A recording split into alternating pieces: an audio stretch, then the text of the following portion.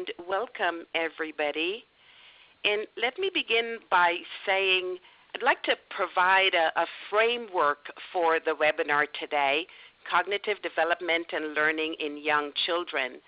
So whether you are a teacher, maybe an administrator, maybe you work at a university, psychologist, maybe a school psychologist or other psychology professionals, diagnosticians and therapists, curriculum specialists, home visitors, parents, whether you've joined us from near or distant shores, we'd like to welcome you to this webinar. And I believe we've come together today because of a common goal. So I'd like to start us off by thinking about that common goal. And just to tell you a little story about my own experience, about 20 years ago, and sometimes I can't believe it is that long, about 20 years ago, one of my graduate students gave me a framed picture. And the picture was and is lovely, and I still have it and I look at it all the time. But what really struck me and what continues to guide my work to this day really is the caption under the picture. And this is it. Children are always the only future the human race has. Teach them well. So with that in mind, it is my hope that you will take away from this webinar a few ideas for your work with the next generation of leaders. So here's what I've planned for today, and I hope that most of you have received the handout which we sent out with a reminder email. I want to start us off by talking about cognitive factors that account for differences in learning. And then I want to talk more specifically about the process of learning. What are the cognitive factors, for example, that are involved when children are learning to read or when they're learning to write? And then finally, in part 3, I want to talk about data. And I want to spend some time thinking about what data tell us about children's learning.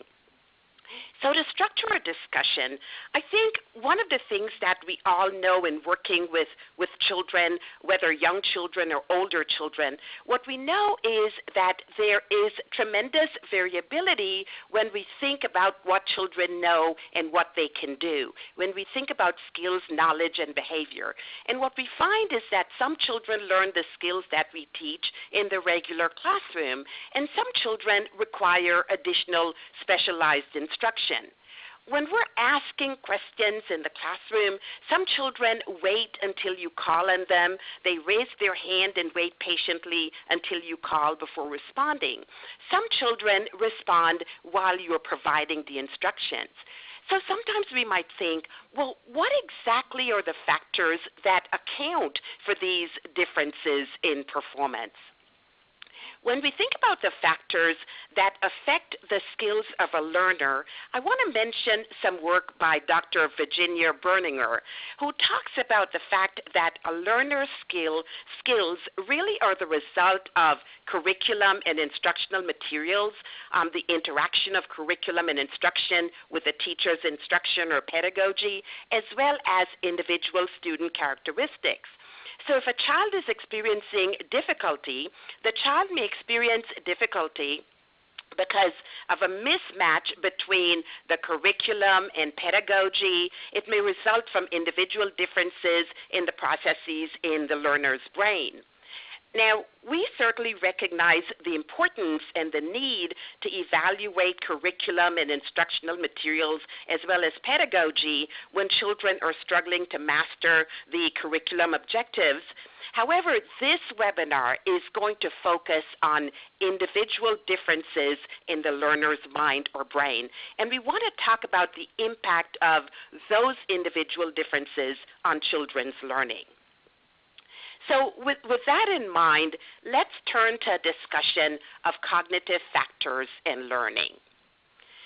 So when I think about maybe cognitive factors in learning. You think about traditional principles of learning, and maybe traditional principles of learning really don't help us to understand what goes on in a child's mind or what is going on in a child's mind.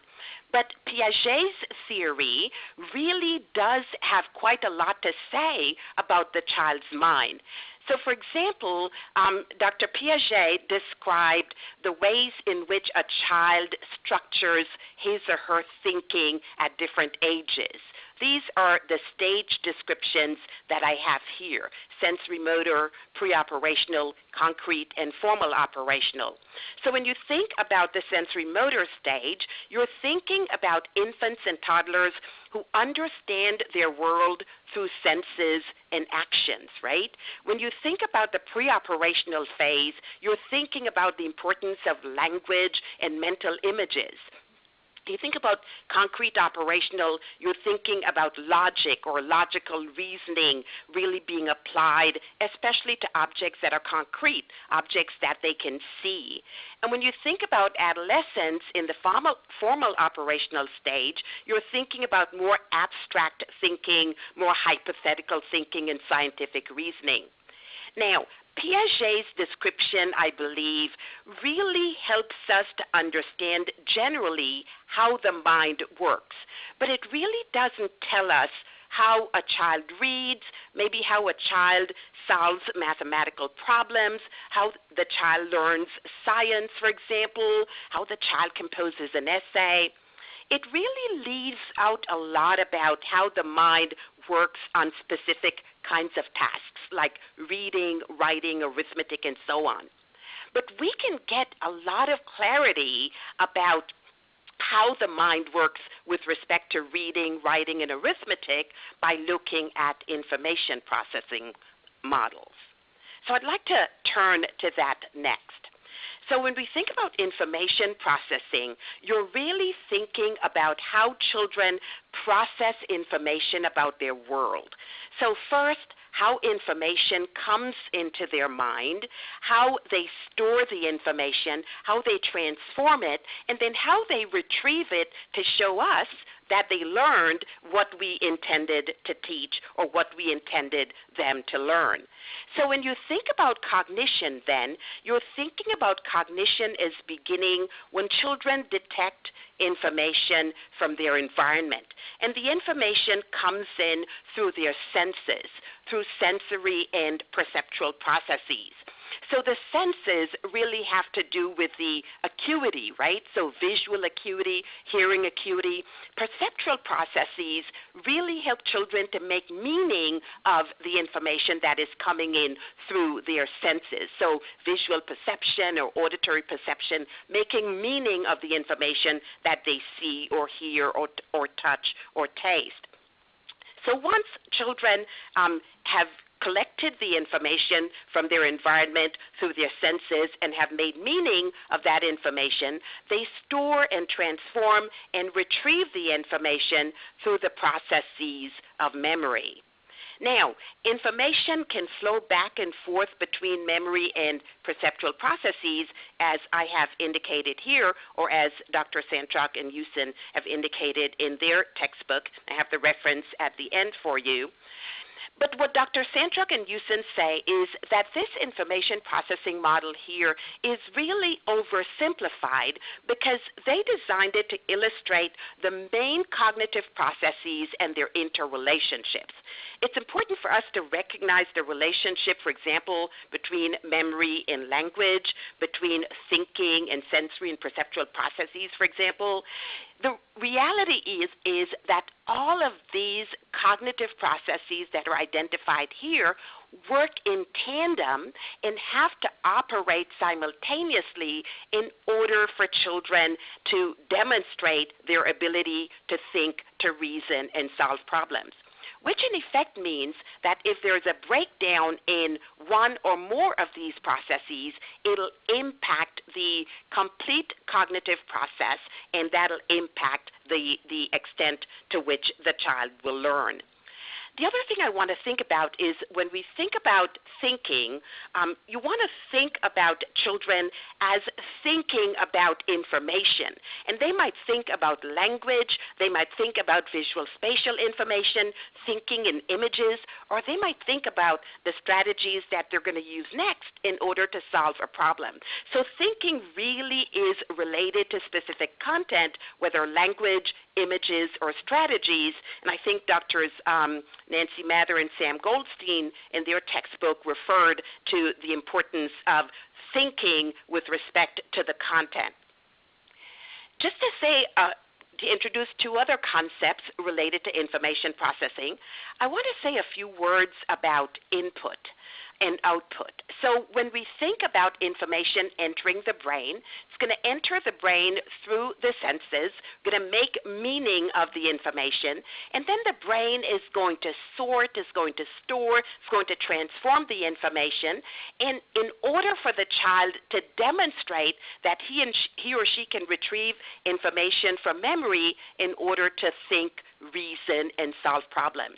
So whenever you're thinking about tasks, you want to think about the input demands of the task, and you also want to think about the output demands of the task, because, for example, if a task would require a child to provide a written response in fine motor and visual motor integration abilities or relative weakness, that might impact performance on the task, not because of a weakness in the content of the task, but because of a weakness in the output demand of the task.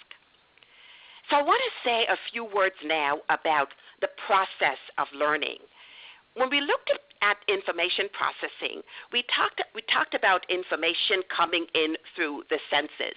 Neuropsychological assessments would refer to that as the collection of information. So when you think about collecting information through sensory and perceptual processes, that's essentially what children are doing when we're talking them through something. They're receiving the information through the ear. They're making sense of it. Then they're going to sort that information. They're going to transform. They're going to store the information, maybe hold it in short-term memory for a short while, and then that information is consolidated into long-term storage so that later on demand, they can retrieve that information in order to show us what they know and what they can do. So if we think about learning as actually asking children to understand, to think and reason, again, you want to think about the thinking, the reasoning, the understanding as focused on language, as focused on images, as focused on strategies. So I want to take a closer look now at some of the cognitive processes that are invoked during the learning process. And first of all, those of us who work with learning directly, we know that learning is a complex process, even though when everything works effectively, it looks really simple. But when we think about learning, think about all of the cognitive processes that are actively engaged when we're engaged in learning. Now, I want to say a few words about attention. I want to say a few words about sensory input, about language and visual spatial processes, about memory. I want to say a few words about motor actions, the output demand, and I want to relate executive functions when I talk about memory. So let me take each of these in turn and say a few words about each of these cognitive processes and their relationship to learning. So let me start with sensory motor functions in learning. Sensory motor functions, and when I talk about attention, I'll refer to attention the same way. Sensory motor functions and attention serve as the essential building blocks for what we want children to be able to do, think and reason, for those higher order cognitive processes. Now, what that means, and when I worked in schools, what we knew was if a child struggled with visual acuity, for example, maybe near vision, far vision, 20/70, for example, that was a child who was probably struggling in the classroom because of the visual demands of reading, the visual demands of arithmetic. So visual acuity, hearing acuity are important. Visual discrimination is important. a weakness in sensory functions will impact performance across content areas. So when you think about sensory functions, think about the input, how the child receives or collects the information through the ear, through the eye, maybe through the hands, tactile, kinesthetic. Think about collecting information through the senses. And when you think about the motor functions, think about the output demands. How do we know what children know and what they can do? Well, more often than not, they tell us or they show us. They write it down. So those motor demands are important, or motor structure for the production of language, and certainly visual motor integration for writing tasks. So when you think about sensory functions, think about a weakness in sensory functions as having a pervasive impact, if you will. And when you think about attention, like sensory motor functions, also is one of the essential building blocks for all higher order cognitive processes. If you think about it, if I'm not paying attention when you are talking to me, I am not going to receive the information that you're presenting, or I may not receive it accurately, or I may actually lose some of the important words that I need in order to determine how to proceed. So when you think about attention and learning, a weakness in attention, again, will impact the child's learning across content areas. When you think about attention, children, depending on the task, we expect them to be able to sustain their attentional focus for a prolonged period of time. If you think about maybe being able to sustain attentional focus, to really engage cognitive effort in order to focus their attention, depending on their grade level, certainly they might be required to sustain attention for a relatively long period. Also in the classroom, there are times when we expect children to attend to specific stimuli while ignoring other stimuli. For example, when I worked in schools and I would walk into a classroom, it was always amazing to me that very few children would even raise their head to see who came into the room because they were so used to somebody coming into their classroom. So they continued to concentrate on their work even in the face of competing irrelevant stimuli. There are also times when maybe I'm doing something and the teacher redirects my attention, so I have to shift my attentional resources from one activity to another. And sometimes I must be able to multitask to demonstrate that divided attention. So when we say to children, and we do so very frequently, pay attention, it is really because we understand the importance of attention for the collection of information. Now, one of the things that we know, especially about young children, is that young children tend to focus on characteristics, visual characteristics, or information that they hear. They tend to focus on the features that are the most salient. So, for example, if you have this really colorful clown, but you really want the child to count these objects, young children, especially children in preschool classrooms, might focus more on the clown than on the actual task. So, of course, as children age, after about the age of 6 or 7, we notice that they tend to be more efficient in attending to the dimensions that are relevant. Also, when you think about attention, you want to think about the type of task, right? Do some children maybe attend more effectively to visual tasks? For example, can they engage, in addition to the attention, the visual discrimination to identify these ships that are the same? And also there might be attention to auditory tasks. So are you able to sustain your attention? What I want you to do here is when you hear the word red, I want you to point to the red circle. When you hear any other word, I want you to do nothing. Again, when you think about being able to sustain attention, to shift attention, and a major executive function demand in a task like this as well, which I'll talk about in just a few minutes. So in addition to sensory motor and attention, which underlie pretty much everything that children are learning, you also want to think about the type of information that will be the focus of their learning. So most of what is presented in school has either a visual, spatial, or a language basis. So we're asking children to sort, to store, to transform either visual, spatial information or maybe information that they hear. So when you think about visual perceptual skills, certainly you think about maybe handwriting, fluency in math, in reading. When you think about visual perception, maybe thinking about visual analysis, maybe visual synthesis. A child is able to segment but may struggle to blend that visual synthesis. As psychologists, we might see that in a task like this one, which is a block design task, where you're asking the child to actually analyze and synthesize abstract visual stimuli. Children who might struggle with the synthesis component may be able to do well when you present the picture with lines that actually isolates each of the blocks, but when you remove those lines, the child may struggle. In addition, you may have in addition to the visual spatial, children are receiving language, which means they are receiving oral language, which means that we expect them to be able to understand words and sentences. We expect them to be able to make sense and process the information that they're hearing. And we expect them, depending on the output demand of the task, to be able to tell us the answer.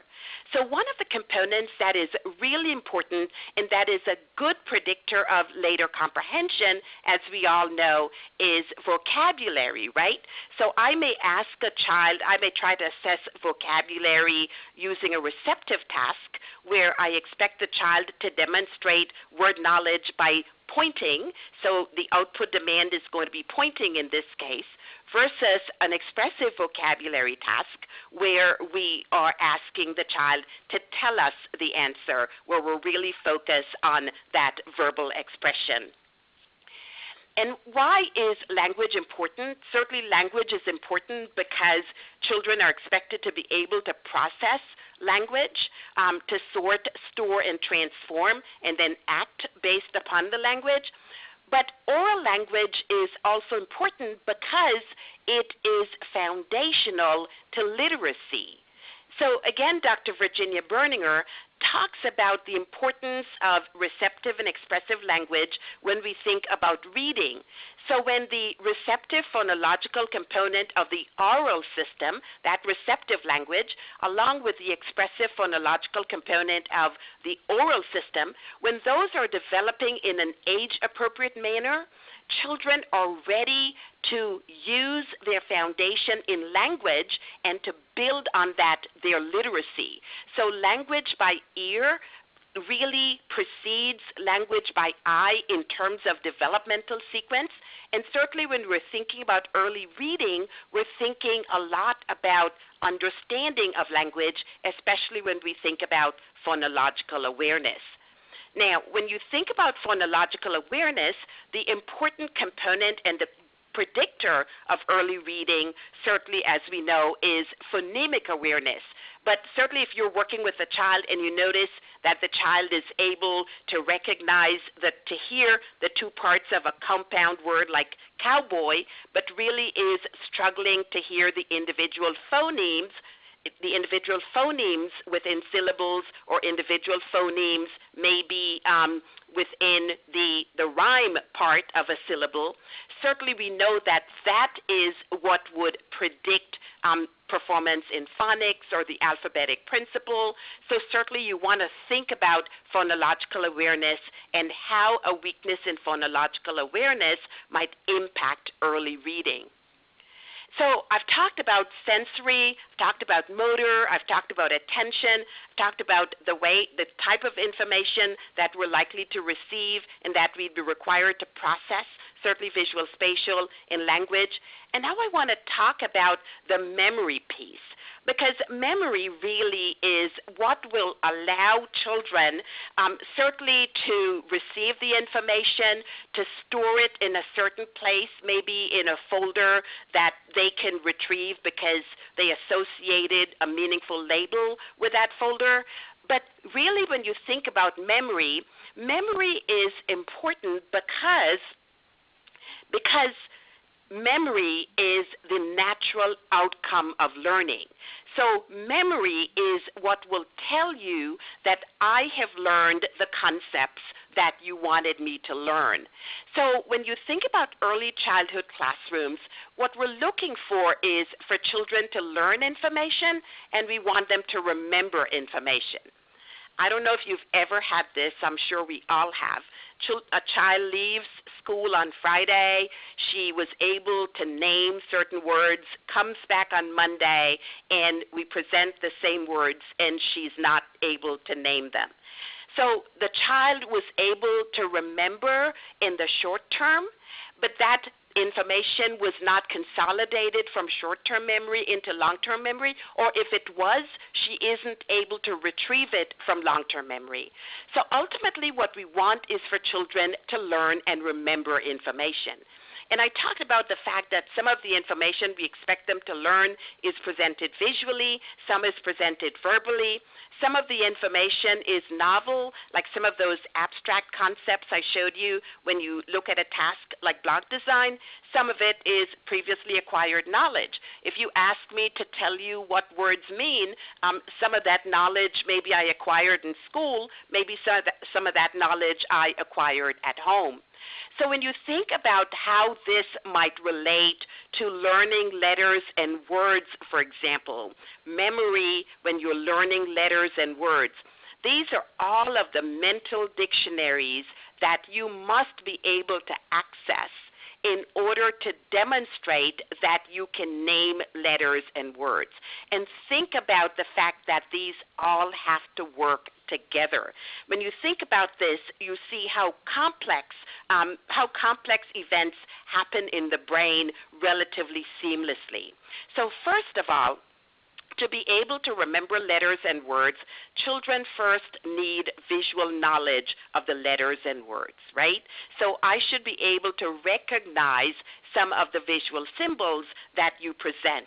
And then I should be able to associate with this symbol maybe the phonological rule. What is the sound that is associated with that symbol, or what are the sounds associated with this word?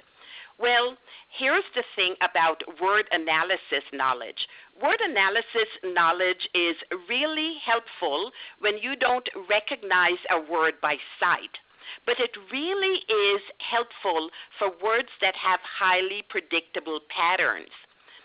And because in the English language, sounds and symbols don't always agree, as we know, right? So that poem, when the English tongue we speak, why is break not rhymed with freak, and so on. Sounds and symbols don't always agree in the English language, so it's really important for children also to have a sight vocabulary to know what the word should sound like. And then on top of those, which these all really contribute to your basic reading, on top of those, what I really want you to do ultimately is to be able to comprehend, to think, to reason, to maybe use reading to acquire knowledge. So to do that, we also need you to have knowledge of the meaning of the words, right? So the semantic lexicon.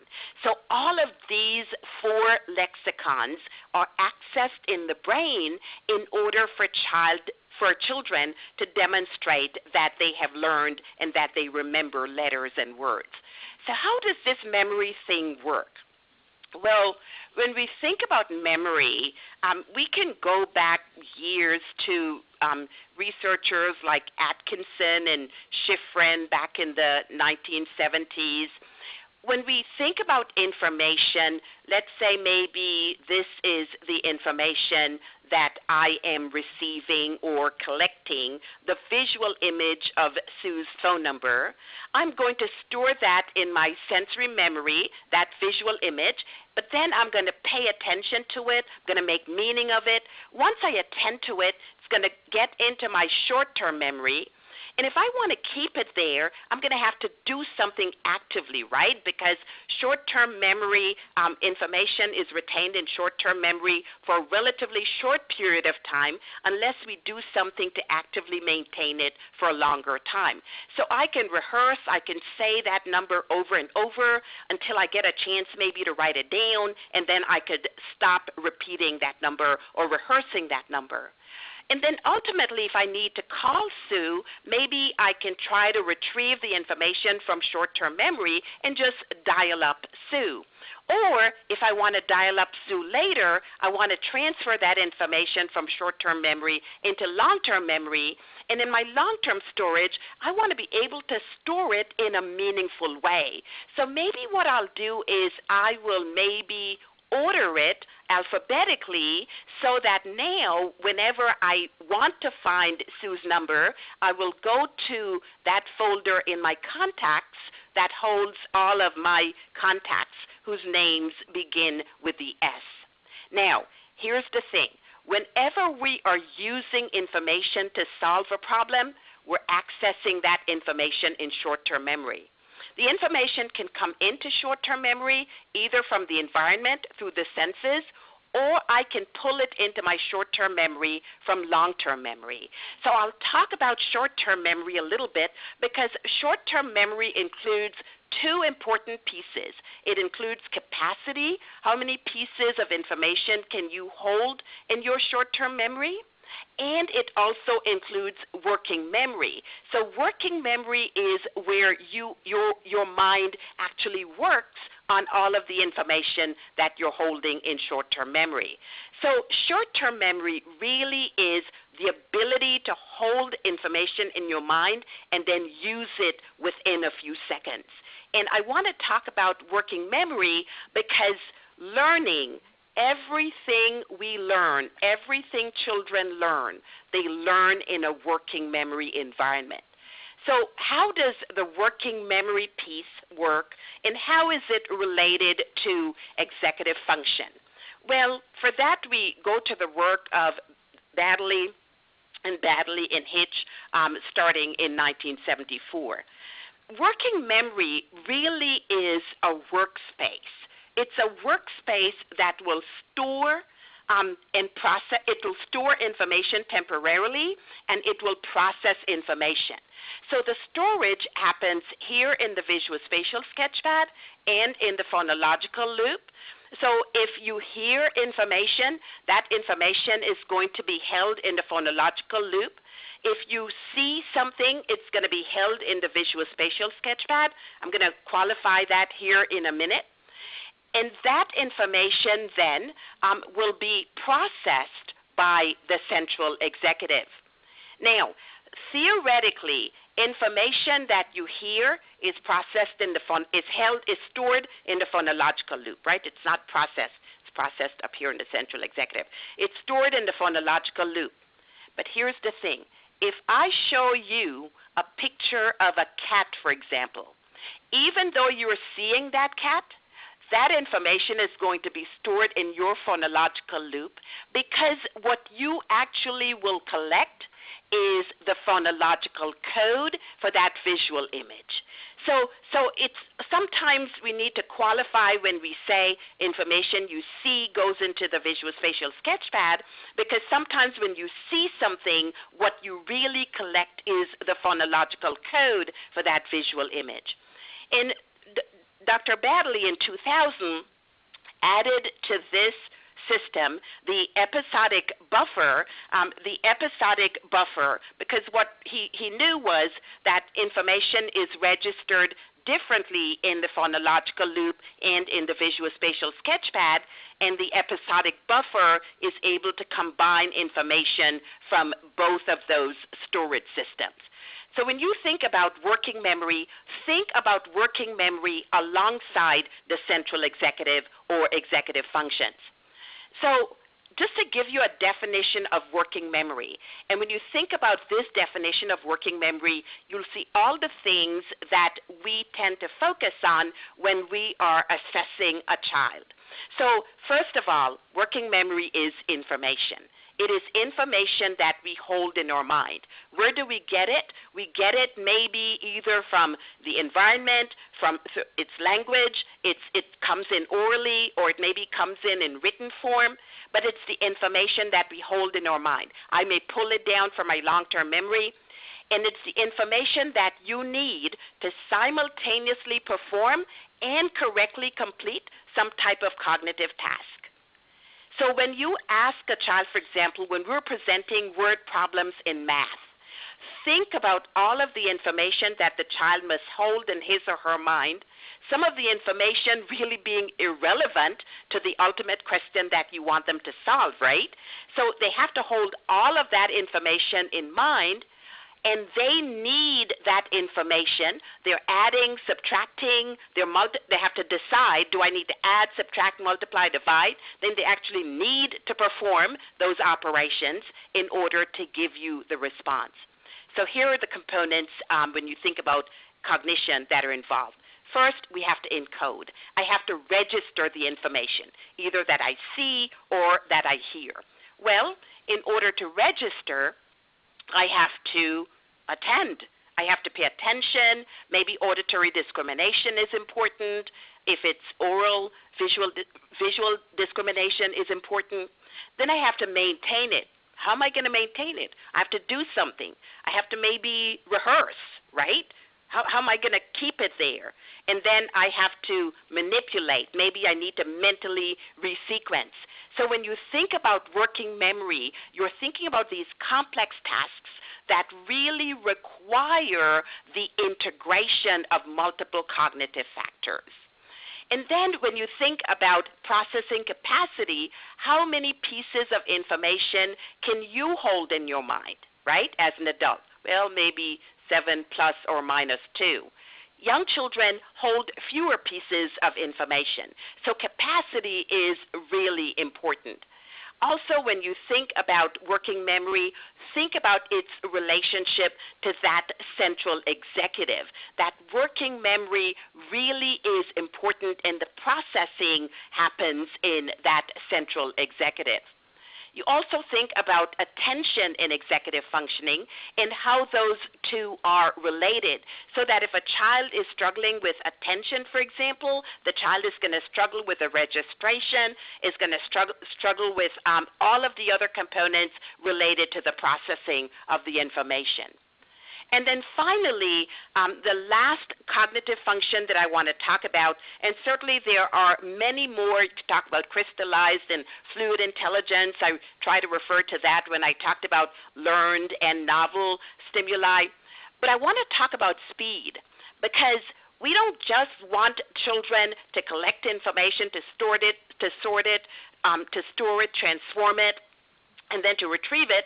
We want them to engage in those processes quickly, because what we know is that automaticity, the more automatic you are in performing a task, the less cognitive resources are engaged or are necessary. So for example, when reading, is the child able, when presented with a visual stimulus, is the child able to quickly, efficiently retrieve its phonological code? So maybe red is what I'm going for here. Blue, I want the child to associate the color with a stimulus that I believe is familiar to the child. And I want to use maybe as my assessment component colors, because young children tend to learn colors early on. But I may also have letters, or I may have words. And what I want is when you receive this information through your eye, can you quickly retrieve the associated phonological code? That is what reading is. So I want to bring this now to reading. I want to relate everything we've talked about so far, sensory motor functions, attention, visual, spatial, and language processing, speed, certainly the memory component. How do those work together when we're thinking about reading? And I could do the same thing for math. I could do the same thing for writing, except just in the interest of time, I'm just going to focus on reading today.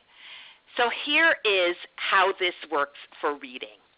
So when children start the reading process, and all of this when they're in third grade, by third grade, we hope that this is all automatic. Kindergarten, first and second grade, we start with the orthographic, right, the visual representation of the word.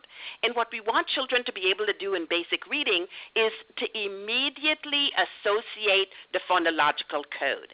So Dr. Virginia Berninger talks about the fact that reading requires us to code 3 different word forms, and those are coded into separate systems in our brain. But if we can interrelate these systems, and ultimately that's what we want, if as soon as a child sees this word, the child can say the word and the child also knows the meaning, then that child can save all of his or most of his or her cognitive energy for the complex task, which is getting meaning from what he or she is reading. So when children are reading effortlessly, when children are reading with prosody, what they're doing is they are accessing words that Virginia Berninger says have become part of their autonomous orthographic lexicon. They're integrating these 3 codes, the orthographic, the phonological. She calls it the morphological. Some researchers refer to that as the semantic code. But really what you want is for children to immediately know what a word means when they see it. Now, basic reading requires the integration of these 2 codes. So if a word is not part of my sight vocabulary, what I'll do is I'll see it, and maybe I will associate a sound with each of these symbols. I say the word slowly, and then I say it quickly, and then it triggers that word of the thing I sleep in at home, because that word is part of my speaking vocabulary, and then I know what the word is. So ultimately, that's what you want. So coding 3 word forms. What if you have a child who struggles here, right? With phonics, with the alphabetic principle. Often we see children in kindergarten, first and second grade really struggling with reading, and then when they get to third and fourth grade, we see their performance in reading gradually improve. Because as the demands of the curriculum tend to shift away from basic reading to now reading to learn, their focus is more on the semantic code, so they're focusing more on the context. So they should integrate these 3 codes, but I don't just want them to integrate the 3 codes, I want them to do so quickly. So I want them to the rapid automatic naming tasks. As soon as you see it, you say it, right? That's what you want. So the actual coding of the information is time sensitive. And it goes through this phonological loop that I talked about with Dr. Badley, the phonological storage and working memory, sometimes referred to as verbal working memory. And then the executive or the central executive, there are a number of components of executive function that come into play when you think about reading. When children are reading, they are constantly switching mental set, right? So I may scan across each word within the context of a sentence. I may need to kind of forget about what I just read in order to be able to focus on the next incoming word. Remember, my storage space in my verbal working memory is limited. So I have to be able to be making sense of things as I'm reading, so I'm constantly switching mental set. Another way that we're constantly switching set is because we're constantly switching between word recognition and word decoding or word analysis. Like you may have a number of words that you recognize by sight, and then you encounter one that, I haven't seen this word before, and then quickly you engage maybe segmentation or blending, or maybe you break the word into syllables, and then the context kind of clues you into what that word should be. So you're constantly switching mental set when you are reading. Another executive function that's important is inhibition. You want to be able to focus on the information that is relevant, and you want to ignore the information that is not relevant. So a task, an inhibition task, for example, that you might administer to determine whether or not inhibition is a relative weakness might be a task that would ask the child to name the color of the ink instead of actually naming the word. And then another component of executive function is monitoring. We're constantly reviewing our own learning. This is really the thinking with strategies piece that I referred to at the beginning. So we think with language, we think with images, we think with strategies. Thinking with strategies is really that metacognition piece. So we're constantly updating and revising and trying to make sense of what we've learned and what we need to do in order to continue along that pathway. So if you think about cognitive processing in relation to specific tasks, and I just pulled out one here from the KTA-3, if you think about nonsense word decoding, for example, a child may struggle with nonsense word decoding because of a weakness in orthographic processing, because of a weakness in phonological processing, because of a weakness in the integration of the two, because of a weakness in processing visual information, because of a weakness in language, executive functioning, processing speed, the rapid automatic naming, retrieving information from long-term memory, the working memory. So think about all of the different cognitive processes that are engaged when we are asking children to name non-words, words with highly predictable patterns, which means that if there's a breakdown in any of these, it'll impact performance on this particular task. And what we will do in terms of structuring learning really is facilitated if we can understand why the child is struggling with that particular task. Okay, so what do the data tell us about learning? So I've pulled out some data, and I'd like to take a minute to look at some different sets of data and see if we can understand maybe how this child is learning and what we might be able to do to facilitate the child's learning. So let's say you're working with a second grade child and you administered a brief measure of achievement. And here you have, on this particular measure, you have a reading composite, a math composite, and a written language composite. Excuse me. And you'll notice the composite scores are over here. What you notice, first of all, I hope, is when you look at math, the score for math is within the average range. And when we look at computation and application, the standard scores are relatively consistent. When we look at reading and writing, we notice that those scores are relatively consistent and appear to be somewhat lower than the score for math. When we try to dissect performance in reading, we notice that the score for reading comprehension is within the average range. The score for letter and word recognition is below the average range. When we look at written language, notice written expression within the average range. 85 is the low end of the average range. 80 below average. The question that I would ask based on these data, what would be my hypothesis about why this child might be struggling in the classroom if we believe that she is struggling. And it would seem to me certainly that this is a child who might be struggling in reading and writing. And when we look at some of the behavioral observations that the clinician recorded, we notice that she was easily distracted during reading and writing tasks, not during math. She had difficulty understanding instructions for reading and writing. She frequently guessed at or skipped items during reading. She gave up, fatigued easily during reading. She asked that instructions be repeated during reading.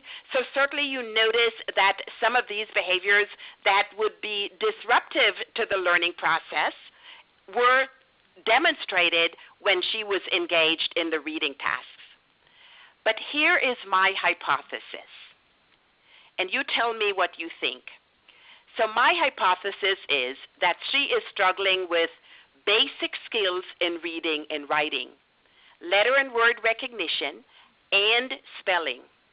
What do we know about letter and word recognition? Well, first of all, word recognition requires that she name these words. Some of the words have a highly predictable pattern, but they're real words, so you could conceivably engage the meaning code. But if you don't recognize the word by sight, what you'll do is you'll try to analyze or segment and blend or break it into syllables. What I know is that when I think about word decoding and spelling have the same base demands in terms of cognitive processes. Both require the individual to link the orthographic and the phonological codes. When I am reading, I'm going to start with the orthographic, and then if I don't know the word, I haven't seen that word before, I can't name it, I'm going to try to sound it out. So I'll associate a phonological code with each of the letters, and then maybe I'll put all of my sounds together to blend. When I ask you to spell a word, you'll do the opposite. You'll start with a phonological code, and if you can't retrieve the visual representation of that word from your long-term memory, what you'll do is when you hear the word, you will say the sound, b, and you'll write down the visual representation. You'll say eh, and you'll say d. So you're starting with the orthography and you're linking to the phonological.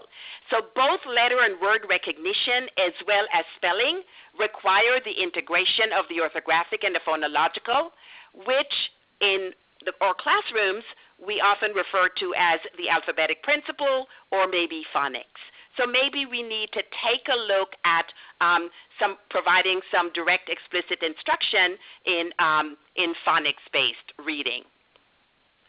And then just in the interest of time, I'm going to skip through this one, but I want to get to this one. I think this one is relatively straightforward.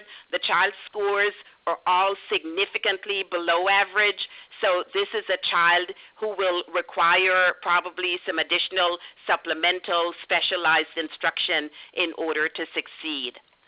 But I wanted to take a look at this particular profile because it's a profile that we see very often. So here's a profile. We administered the WIPSI-4, the Wechsler Preschool and Primary Scale of Intelligence, and we generated an overall full-scale IQ, which is 117. But for this child, when I look at all of the index scores, seven of these scores actually contribute to that full-scale IQ. I notice tremendous variability at the index level. So what I'd like to do is to think about learning in terms of a pattern of cognitive strengths and weaknesses, and think about what a pattern like this might help us in terms of predicting learning for this sample student. So when we look at this, notice her verbal comprehension abilities, 132, over here at the beginning of the very superior in terms of the descriptive classification, top 2%, right? So verbal comprehension, her vocabulary knowledge, her ability to think and reason with words, really well developed. When we look at visual, spatial, and fluid reasoning, scores within the high average range. When we look at working memory and processing speed, her scores are within the average range. And you would say, well, we shouldn't be concerned about this child because her scores in all of these areas are at least average. But here's what I'd like you to think about. When you are working with a child whose vocabulary is well developed, but who seems to process or to collect information and maybe to struggle to hold that information in short-term memory while maybe using the information to complete cognitive tasks, this is a child who will likely become frustrated when you think about cognitive efficiency represented by working memory and processing speed. So again, when you're thinking about cognitive processes and what the information would tell you about learning, think about that pattern. And even though some of the scores are within the average range, think about the variability and think about how that would impact that child, that intra-individual variation, if you will. So I think just to summarize everything we've said today, we know that children will function, will acquire information at a different pace, at different rates.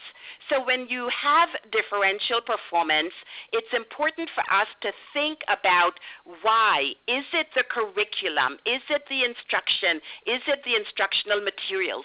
Ruling out those components, we want to look at the individual differences in the learner's mind. We want to think about the cognitive factors that are necessary for and related to performance of the skill with which the child is struggling. And we want to assess those cognitive factors in order to understand and answer the question, why? Why is the child struggling? A child might be struggling with early reading skills or basic reading skills because of the orthographic demand, or maybe because of the phonological demand, or maybe because of the integration between the two.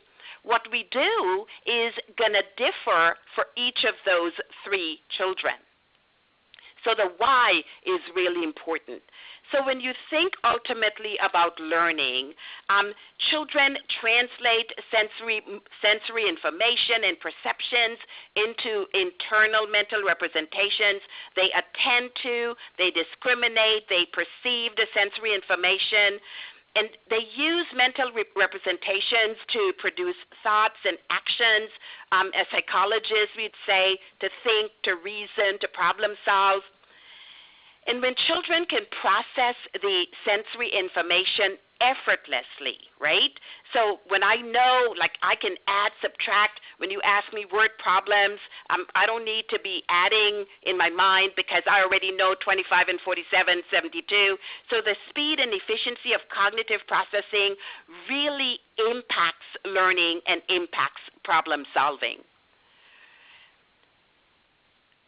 I think the last thing I included here for you are some of the resources that I referenced. Most of these I included in the handout. I think the one that I didn't include in the handout was this Mather and Goldstein reference, Learning Disabilities and Challenging Behaviors. Really wonderful book that talks about the learning process, especially as it relates to specific content areas.